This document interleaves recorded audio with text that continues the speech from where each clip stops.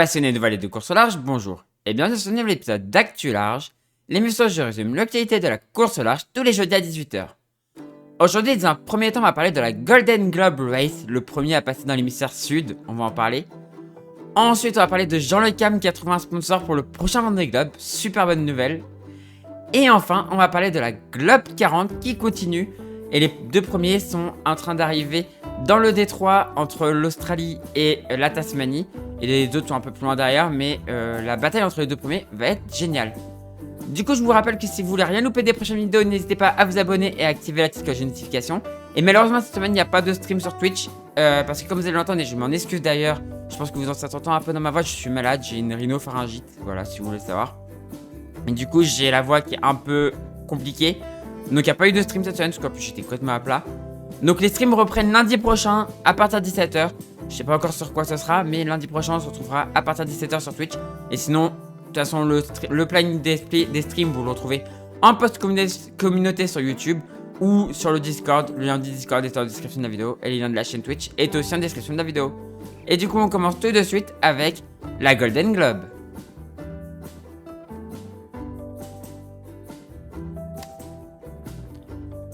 On commence cette actu large par la Golden Globe où malheureusement cette semaine il y a eu beaucoup d'avances de prise par le premier. Par contre on a eu la très belle remontée, c'est vrai que je l'ai mis, de Damien Guillou qui remonte, qui revient bien dans le paquet. Donc clairement c'est loin d'être perdu pour lui, hein. On est qu'au poteau noir, donc de la descente de l'Atlantique. Il a encore largement le temps de revenir. Donc franchement malgré le retour au sable, beau début de course. Malheureusement, personne n'a tenté l'option que je pensais, c'est-à-dire l'option à l'est. Tout le monde a essayé de se décaler un peu dans l'ouest. Celui qui l'a le plus tenté, en vrai, ça serait Elliott Smith, qui est resté un peu dans l'est. Mais sinon, tout le monde est resté, assez dans l'ouest. Et on va voir que devant, voilà, il y a beaucoup d'avance pour le premier. À l'heure actuelle, là, il y a beaucoup d'avance pour le premier. Alors, le passage dans le poteau nord, on voit que ça avance pas bien. Les bateaux on voit des trajectoires vraiment bizarres. Enfin voilà, ça c'est typique du poteau nord, des trajectoires bizarres comme ça, c'est typique du poteau nord quoi. C'est-à-dire qu'un coup t'es au portant et puis d'un coup, ah bah merde, tu te retrouves au près en quelques secondes. Enfin, tu passes de 0 à 40 nœuds en quelques secondes. C'est assez compliqué le poteau nord, c'est assez compliqué. Mais voilà, on voit Damien Guillou qui est bien revenu dans le paquet, dans le deuxième paquet, et qui maintenant va devoir essayer de faire la jonction avec le premier paquet. Et voilà, il est revenu à la bataille, il est revenu au sein de la flotte. Et maintenant l'objectif, bataille avec retour sur le premier paquet. Et donc vous pouvez voir là actuellement l'avance de Simon Curven, qui a vraiment une grosse avance. Qui a réussi à distancer Christian Neufschafer, Pete Loes et Tommy. Alors je vais pas essayer de dire son nom de famille parce que c'est compliqué. Mais voilà. Et ensuite derrière on retrouve Ertan. Compliqué. J'ai du mal avec les noms de famille, hein. Guy Wales. Elliott Smith ici, là on a Jérémy Bacho, là on a on a Damien Guillou, là on a Michel Guckenberger, je sais pas si c'est comme ça qu'on dit, mais voilà, on voit que c'est devenu un peu serré dans ce paquet là. Par contre devant on a une grosse avance pour Simon Curven. On verra, hein, après c'est que le début, tout peut encore arriver, donc voilà, Damien peut encore remonter. Et après, on retrouve un peu de distance, un peu plus loin, on retrouve Lan Ebert-Jones et Arnaud Guest qui est très loin. Mais voilà, c'est que le début. On a passé du coup l'équateur pour les premiers. Dommage, il n'y a pas de... On peut pas quadriller. Ah si, on peut quadriller, c'est bon. Là, ici, on peut quadriller. Et donc, on voit que le premier du coup a passé l'équateur. Simon Curven est dans l'hémisphère sud. Les autres, pas encore. Ça va arriver incessamment sous peu. Mais voilà, Simon Curven est dans l'hémisphère sud. Et le prochain devrait y passer dans les prochains jours, quoi. Donc voilà, les autres sont par de nord et lui il est par... il arrive bientôt par de sud, hein, quasiment 4 degrés d'écart. Donc voilà. Si on a un écart, le classement. 94 000, voilà, d'écart. Ah non, ça c'est... Non, c'est la VMG. Pardon, excusez-moi. Je sais pas si on a l'écart quelque part. On va essayer de regarder... pour le deuxième, par exemple, ici. Non, ça c'est les distances des dernières 24 heures. Donc c'est 94 000 faites en 24 heures. Ce qui est pas trop... Ce qui est pas énorme en vrai pour ces bateaux. Même si c'est des bateaux classiques, c'est des bateaux qui sont quand même capables de faire plus. Ah là on voit 122 000. On voit que Simon Carven est en train de creuser l'écart malheureusement. Il est sorti du poteau noir, il est dans les alizés de l'hémisphère sud. Donc ça y est, il va creuser là, 56 000. On voit que c'est compliqué le poteau noir. Hein. C'est vraiment très compliqué là, 62 000. C'est vraiment très compliqué. Par contre, ce qui est dommage, c'est qu'on n'ait pas l'écart au premier, je ne le vois pas.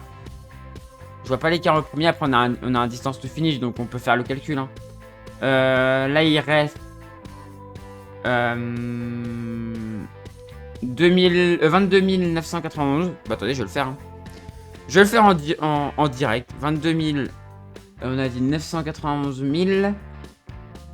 991,7. Ah bah attendez, non, ça faut que je le fasse en deuxième. Et le deuxième, il est à... Elle est à 23 500... Ah ouais, il y a de l'écart. 23 205... virgule 8. Moins, du coup... les 22 991,7. Il y a 214,1 000. En vrai, 214 000, ça se refait. Ça se refait sur un tour du monde. Voilà, c'est largement possible de le refaire. Mais il va falloir voir ce que ça va donner. Hein. On va voir s'ils arrivent à remonter ou pas. Je pense que ça peut. Ça peut clairement. Mais on verra ça. La méthode des prochains jours, on va regarder ça avec PredictWind comme d'habitude. Alors voilà, je l'ai expliqué du coup dans un commentaire parce qu'on m'a posé la question. Mais n'hésitez pas hein, quand vous avez des questions. Si je ne sais pas, je vous dirai que je ne sais pas. Mais là, alors là, j'ai pas vraiment... Enfin, l'info, j'ai pas réussi à la trouver vraiment. Mais normalement, c'est donc ils ont de la météo par zone en fait, qui est définie avant le départ. Donc on leur dit on va vous donner une zone... Enfin, une météo, zone A, zone B, zone C, enfin voilà. Et après, ils ont aussi en fait les centres d'action, donc les centres dépressionnaires et les centres anticycloniques. Pardon. Donc voilà avec quoi ils se débrouillent et après ils arrivent à peu près à savoir où est-ce qu'il faut aller quoi. Non, mais c'est une info qui est assez sommaire par rapport à ce qui peut y avoir sur les autres courses, quoi, sur des courses modernes. Donc voilà la météo actuelle du coup. Donc on voit que vraiment il est rentré, il a commencé à rentrer dans l'Alizé. Et derrière c'est en train de sortir du poteau noir doucement. Notamment là pour Kristen Neuf Schaefer. Mais derrière là ça sort tout doucement. Et derrière bah, ça va y rentrer. On va regarder si dans les prochaines heures est-ce qu'on va pas avoir un affaiblissement du poteau noir. Alors dans l'ouest Damien devrait plutôt être bien. En vrai à ce moment-là. Mais dans l'Est, en vrai, ça devrait sortir assez rapidement aussi. Ceux qui sont dans l'Est devraient sortir assez rapidement. Et ceux dans l'Ouest... Ah, ils peuvent... Damien peut peut-être l'éviter en passant vraiment là. Il peut peut-être l'éviter. Après, vu qu'il n'a pas une info aussi fiable que celle que j'ai là. Là, on est au 7 octobre, donc demain... Ouais, ça a l'air de se calmer un petit peu derrière. Et là, je pense que tout le monde... Ouais, 8 octobre, non, tout le monde ne sera pas passé. Mais demain, il y a peut-être une chance que tu arrives à s'échapper si...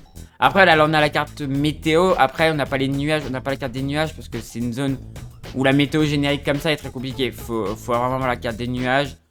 Et être sur place, c'est le mieux, quoi. Parce qu'en fait, la météo sur zone est très compliquée à prédire.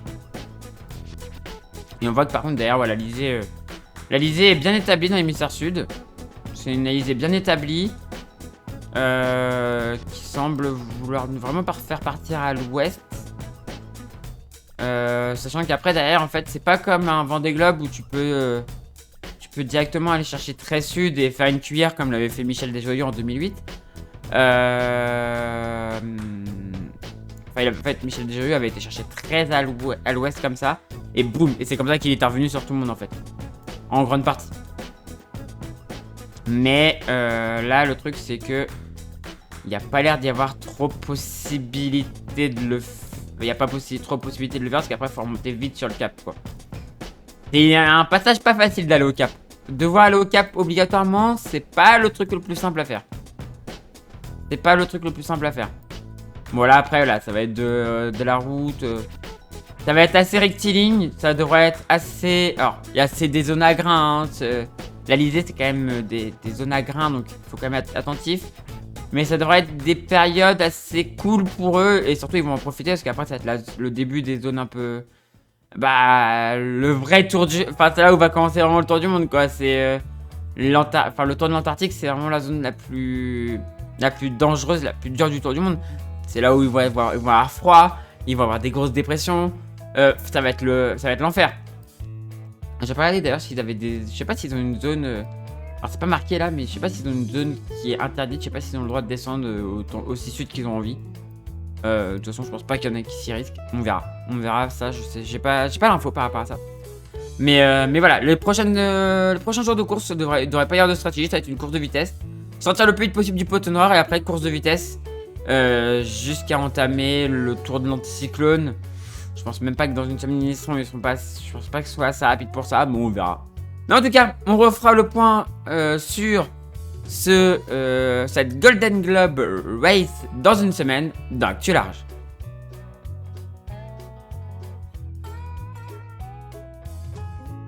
La bonne nouvelle est tombée hier. Jean Le Cam a trouvé un sponsor pour le prochain Vendée Globe. Il s'agit du département Finistère avec sa marque Tout commence en Finistère. Ce sponsor, qui apporte la moitié du budget recherché, va permettre à Jean de lancer la construction de son nouvel IMOCA à être avance co et sans dérive. Un sister ship du bateau déjà en construction de Éric Bellion. J'ai hâte de voir ces deux bateaux à l'eau, car cela va être très intéressant de voir s'ils arrivent à tenir les foilers ou pas. On suivra ça très attentivement dans Actu Large. Et on va finir cette Actu Large par la Globe 40 qui continue avec une belle bataille en tête. Belle bataille en tête, derrière c'est un peu plus loin et c'est un peu plus écarté, mais en tête il y a une belle bataille, c'est revenu pour Milaï. De 32 000 on est passé à un peu moins de 30 000, à 23 000 là à ce moment là, vous voyez ça quête un petit peu pour revenir. Et du coup il y a une petite bataille, alors un peu à distance encore pour le moment, mais peut-être que sur la dernière semaine on peut avoir des surprises. On voit que voilà, là c'est assez proche, alors c'est surtout du positionnement. On a des petites batailles de positionnement. Je pensais que ça allait aller au sud et au final non, ça reste au nord. Alors j'étais un peu surpris sur le coup. Et on voit que derrière là ils sont au près et du coup ils vont perdre encore un peu puisqu'ils sont au près. Alors que au sud, bah ils passent aussi au près mais ils ont été un peu plus longtemps dans des allures favorables et surtout avec du vent. Alors que voilà, là ça part par contre dans la meule pour les deux premiers. Le vent s'effondre pour les deux premiers.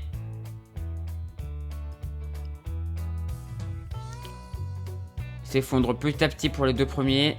Alors on voit que... Et par contre après ça revient. Comme on avait vu, hein, exactement comme on avait vu. Mais ça n'a pas permis... la petite période de vent qui s'effondre pour les premiers n'a pas permis aux autres de revenir. Puisque le vent s'est écroulé après et ensuite pour eux. Et on voit qu'ils sont venus chercher très proche ici. Alors sûrement pour s'abriter de la côte. Parce que là il y avait vraiment du vent fort. Donc hop, on fait un bord de près très loin pour s'abriter. Mais ici on est abrité hein, puisqu'on a la côte ici. Et là on commence à s'engager pour rentrer dans le détroit avec un vent très fort. Là 37 nœuds. Et ensuite ça se calme. Et donc on peut vraiment s'engager. Donc ils ont pris un peu fort, mais là ça s'est calmé et ils peuvent s'engager du coup dans le détroit. Je me rappelle plus du nom de ce détroit, mais qui est du coup entre la Tasmanie et l'Australie du coup. Alors en vrai je pense que la Tasmanie est une marque de parcours parce qu'elle a été marquée comme ça avec un point, donc je pense que c'est une marque de parcours et qu'il faut la laisser obligatoirement. Faut obligatoirement passer par là, je pense qu'ils avaient vraiment pas le droit de passer par là et c'est pour ça qu'ils sont passés au nord.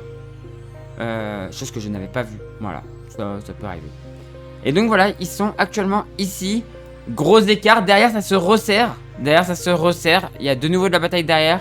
Quand on avait commencé, il n'y avait pas trop de bataille. Là ça se resserre, même si on a un bateau qui est encore un peu en pointe. Mais pour la dernière place, c'est serré. Entre Whiskey Jack et Griffon Solo 2.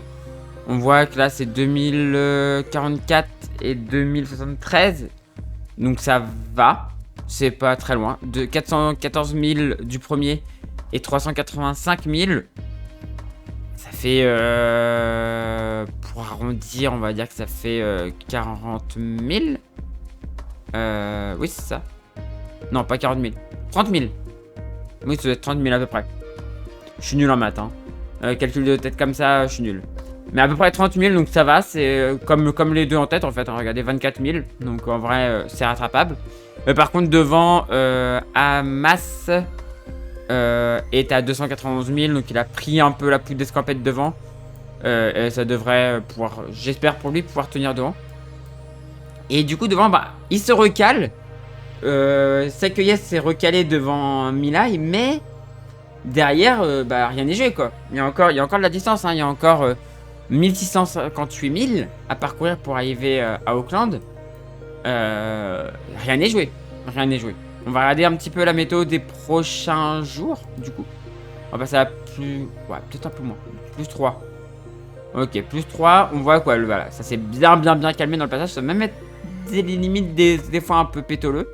Peut-être. Là, on voit... Ouais, 8 nœuds. Non, en vrai, ça va. 8 nœuds, ça va. On va regarder pour la suite. Ah, si. Ah, non, si, 8 nœuds annoncés, mais des fois, il y a moins. Quand ça t'annonce sur les fichiers 8 nœuds, des fois, il y a moins. Et on voit, ouais, derrière, ça revient. Donc, ça devrait passer plutôt bien. Ça devrait se passer plutôt bien dans le détroit. Pas l'air d'y avoir de grosses stratégies qui s'ouvrent. Là, ça va être du portant après. Ah. Donc, peut-être... Alors là, important du coup, qui a peut-être un peu VMG. La stratégie, pour moi, ce serait d'aller jouer au nord. Même si, ouais, non, la dépression avance. Donc, on va regarder ce qui va se passer dans les prochains. Ouais, la dépression avance, donc...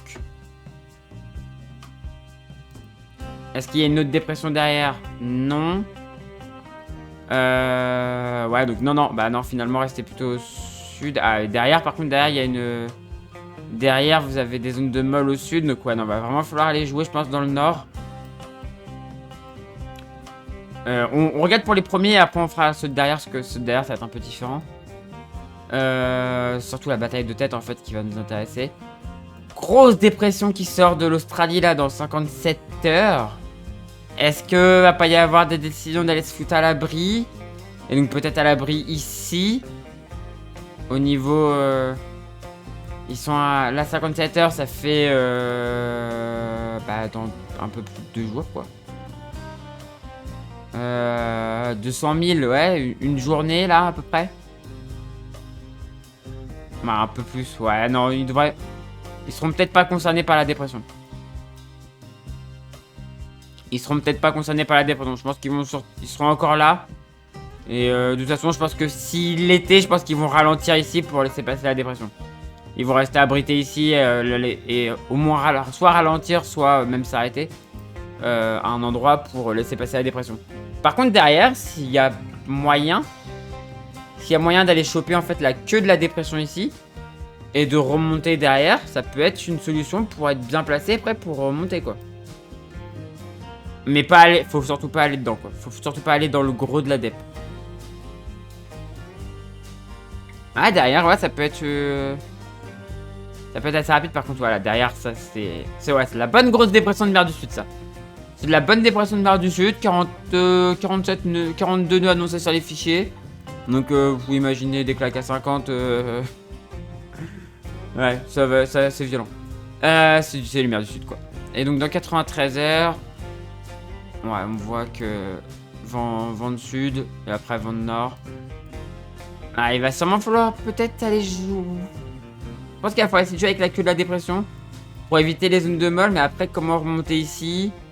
Ou alors tu vas dans le portant, mais tu restes dans la molle. Enfin, je sais pas en vrai. Donc tu fais ça et après tu remontes au près ici. Pour éviter la grosse zone de meule, tu restes là et après quand tu chopes... Même si ils seront pas là, ils seront peut-être par là. Ouais, pour moi, faut les jouer avec le bas de la... Faut les jouer avec la dépression. Pour moi, aller dans la zone de meule... Après, soit tu joues... En fait, soit tu joues un coup tactique et t'essayes d'aller... Tu rallonges ta route, mais tu auras toujours du vent. Soit tu vas en route directe. Et par contre, tu auras moins de vent. C'est un... Faut savoir. Faut voir ce qu'ils vont faire. Et donc, pour les autres... puisqu'on a les bateaux derrière, on va regarder un peu leur situation actuelle. Donc actuellement ils ont du vent portant qui va peut-être les ramener un petit peu. Ça devrait bien avancer. Ouais, il devrait bien pouvoir bien descendre vers le... Ouais, ça va être plutôt favorable. Dans les 24 prochaines heures, ça va être bien favorable pour descendre vers le détroit. Sachant que eux sont environ... Enfin, pour le premier, là, ils sont à... Alors, oui, j'avais peut-être déjà pris, en fait, et je l'ai pris 400 000, donc environ 2 jours. 2 jours. Les vents sont favorables en direction, mais vont devenir moins favorables en force par la suite. Ça va se recalmer derrière. Ouais, ça va me mettre beaucoup moins favorable en force par la suite. Par contre, en direction, ça devrait être une course de vitesse. Je pense que ça va être une course de vitesse pour les prochaines heures pour aller au détroit. Et ensuite, bah pareil, hein, pas beaucoup. Il y aura du vent assez faible pour le passage. On va avoir médium pour passer dedans. Et ensuite, bah eux, je pense clairement que si je regarde 75 heures, ouais, ils devraient choper l'arrière peut-être de la queue de la dépression là. Alors que eux seront peut-être vraiment sur le... peut-être au-dessus.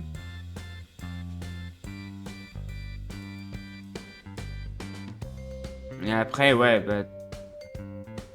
Après, on en vient au même, hein. Soit on joue avec les vents, parce que la dépression, après, elle a l'air de pas trop... Ah si, elle bouge quand même, mais elle bouge pas super vite, donc en vrai, à voir ce qu'ils font. Mais en tout cas, ça va être une semaine encore très intéressante à suivre sur cette Globe 40. Et on refera le point dans une semaine dans Actu Large. Voilà, c'est la fin de cette vidéo. Comme d'habitude, petit appel aux sponsors. Si vous connaissez quelqu'un qui connaît quelqu'un, si vous êtes vous-même chef d'entreprise, n'hésitez pas à aller aider les skippers qui sont en recherche de budget pour le prochain Vendée Globe ou pour d'autres courses. N'hésitez pas à les aider, c'est très important. C'est un très bon retour sur investissement, donc n'hésitez pas à prendre contact avec eux. Ils vous expliqueront eux-mêmes les apports que ça pourra vous apporter et les différentes modalités à avoir pour pouvoir être sponsor. Vous allez voir, c'est un très très bon retour sur investissement, donc n'hésitez pas à les contacter. Je compte sur vous. Du coup, c'est la fin de cette vidéo. Si ça vous a plu, n'hésitez pas à faire briller le pouce en l'air, à commenter et à partager. Et si vous êtes toujours pas abonné à la chaîne, n'hésitez pas à vous abonner pour ne rater des prochaines vidéos. Et je m'excuse encore pour ma voix, vraiment désolé. Là, ça s'entend un peu, j'ai la voix là qui est... Ça commence à devenir compliqué d'enregistrer, donc c'est la fin de la vidéo. Et du coup, si vous voulez me retrouver, hein, n'hésitez pas à vous abonner et activer la petite notification. Et du coup, moi je vous dis à la prochaine pour une prochaine vidéo sur la chaîne tutoriel ou pour un live sur Twitch. Et du coup, ciao tout le monde, ciao ciao ciao.